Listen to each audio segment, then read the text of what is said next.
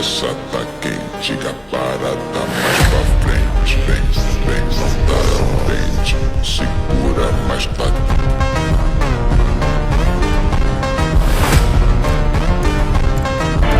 Merkantilisme berkembang sekitar abad ke-16 sampai abad ke-18 di Eropa, terutama di negara seperti Inggris, Spanyol, dan Belanda. Pada masa ini, perdagangan internasional sedang berkembang pesat dan banyak negara melakukan penjajahan untuk memperluas kekuasaan ekonomi. Nah, kondisi ini itu membuat negara itu berlomba-lomba mencari cara agar bisa menjadi lebih kaya dan kuat dibanding negara lain. Menurut merkantilisme, kekayaan suatu negara itu diukur dari banyaknya emas dan perak yang dimiliki.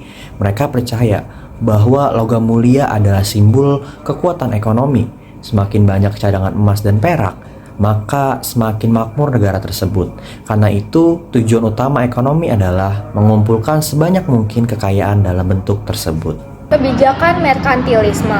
Untuk mencapai kekayaan, negara harus meningkatkan ekspor dan membatasi impor. Ekspor ini dianggap menguntungkan karena membawa uang masuk ke dalam negeri, sedangkan impor dianggap merugikan karena mengeluarkan uang ke luar negeri. Oleh karena itu, pemerintah aktif mengatur perekonomian melalui pajak, subsidi, dan kebijakan perdagangan lainnya. Selanjutnya ada dampak dari merkantilisme. Selain itu, merkantilisme juga mendorong praktik kolonialisme. Negara-negara Eropa mencari daerah jajahan sebagai sumber bahan baku murah dan pasar untuk menjual hasil produksinya. Hal ini menunjukkan bahwa peran pemerintah sangat besar dalam sistem ekonomi merkantilisme, bahkan sampai mengatur hubungan ekonomi antar negaranya. Perbedaan dengan merkantilisme, aliran fisiokrat muncul pada abad ke-18 di Prancis sebagai bentuk kritik terhadap pemikiran sebelumnya.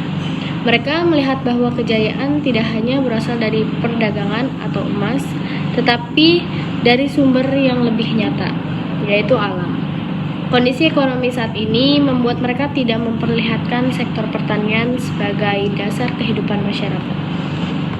Lalu selanjutnya aku akan menjelaskan tentang inti pemikiran fisiokrat. Nah, fisiokrat ini tuh berpendapat bahwa sumber kekayaan utama suatu negara itu adalah hasil alam, terutama dari sektor pertanian nih. Nah, mereka ini menganggap bahwa hanya kegiatan pertanian lah yang benar-benar menghasilkan nilai tambah, karena langsung memanfaatkan sumber daya alam untuk menghasilkan suatu barang. Aliran fisiokrat juga menekankan konsep laissez-faire, yaitu kebebasan dalam kegiatan ekonomi. Mereka percaya bahwa ekonomi akan berjalan dengan baik jika dibiarkan mengikuti hukum alam tanpa banyak ikut campur tangan pemerintah. Menurut mereka, intervensi pemerintah justru bisa menghambat produktivitas. Nah, setelah kita memahami bagaimana fisiokrat memandang sumber kekayaan dari sektor pertanian, aliran ini juga memiliki cara unik dalam melihat struktur masyarakatnya. Fisiokrat membagi masyarakat ke dalam beberapa kelompok. Kelompok tersebut terdiri dari kelas produktif seperti petani, kelas tidak produktif seperti pemilik tanah, pekerja, pedagang, pengrajin. Di sini, petani dianggap paling penting karena merekalah yang menghasilkan output nyata, sedangkan kelompok lain hanya bertugas mengolah atau mendistribusikan hasil tersebut. Setelah melihat detail dari kedua aliran tadi, muncul pertanyaan apa sih perbedaan mendasar mengenai keduanya? Kalau dibandingin, merkantilisme itu sama fisiokrat memiliki perbedaan yang cukup jelas. Merkantilisme menekan kekayaan dalam bentuk emas dan perdagangan dengan peran pemerintah yang besar. Sedangkan fisiokrat lebih menekankan kekayaan dari alam dan mendukung kebebasan ekonomi tanpa banyak campur tangan pemerintah. Secara keseluruhan, kedua aliran ini memiliki peran penting dalam perkembangan ilmu ekonomi. Meskipun memiliki kekurangan, merkantilisme dan fisiokrat menjadi dasar awal bagi munculnya teori ekonomi modern. Dari sinilah pemikiran ekonomi terus berkembang menjadi lebih sistematis dan kompleks seperti yang kita pelajari saat ini.